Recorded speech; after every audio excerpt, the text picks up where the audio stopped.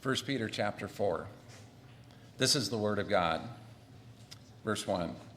Since therefore Christ suffered in the flesh, arm yourself with the same way of thinking. For whoever has suffered in the flesh has ceased from sin, so as to live the rest of the time in the flesh, no longer for human passions, but for the will of God. For the time that has passed is enough for doing what the Gentiles want to do, living in sensualities, passions, drunkenness, orgies, drinking parties, and lawless idolatries. Regarding these actions, they're surprised when you do not join them in the same flood of debauchery, and they malign you. But they will give an account to him who is ready to judge both the living and the dead. And it's for this reason that the gospel was preached, even to those who are dead, that though judged in the flesh the way people are, they might live in the spirit the way God does.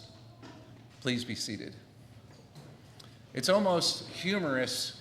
It's pretty big irony that Paul says some things that are difficult to understand, and then says things like the gospel was preached to those who are dead, or those who have suffered have ceased from sin, like almost implying that they're sinless.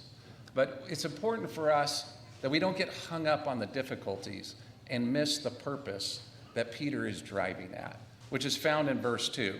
So let's read 1 and 2 again. Verse 1, since therefore Christ suffered in the flesh, arm yourself with the same way of thinking.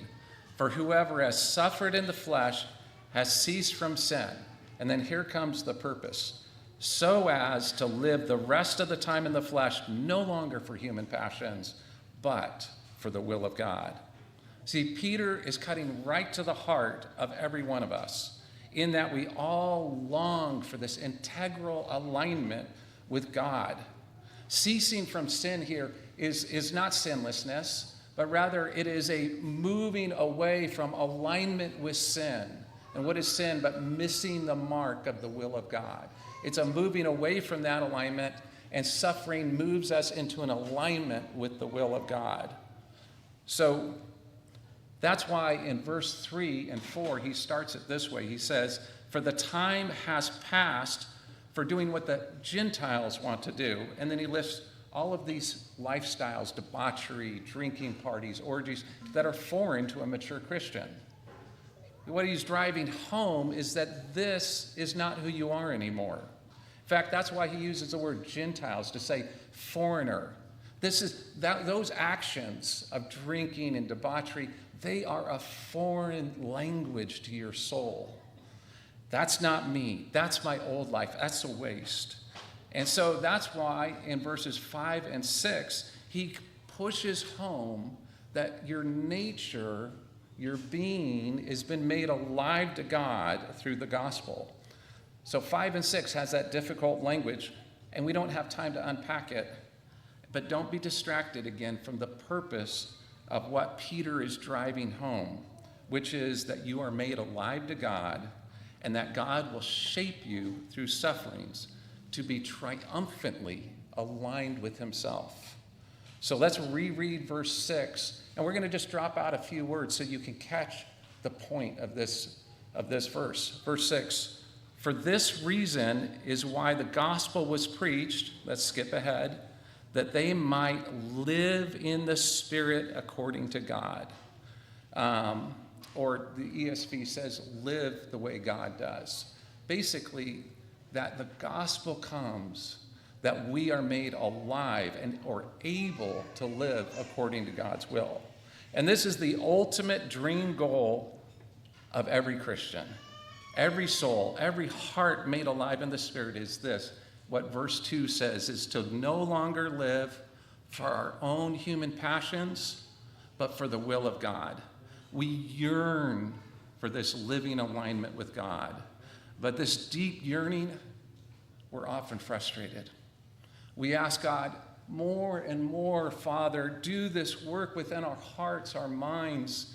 Make us people that will align ourselves with your will and our calling as your people. And the thing is, what Peter's pointing out is that God has this amazing tool for that. He has this method for that, and it's called suffering. And we're not talking about suffering all the time, but there will be seasons or miles or blocks or big periods at times of suffering in different types and different degrees that are divinely orchestrated, but also divinely successful means of aligning us away from sin and aligning us with our calling as God's people and representative. So Peter is focusing you on the blessings of a long, enduring suffering that changes you in a level that even goes beyond your conscious thought and planning or efforts. You see, Christ's victory is not bottlenecked by your thinking or your doing. That's why the Spirit prays for us with words that cannot be uttered. So suffering victoriously shapes the soul beyond our own capabilities and understanding. And so Peter says, arm yourself with this. God will win in your life, and he will use suffering to pull off that victory far greater than you're capable of. So paddle with the rushing current of God's victorious use of suffering. God placed suffering as a key pathway in my life, in your life, to experience the victory of Christ.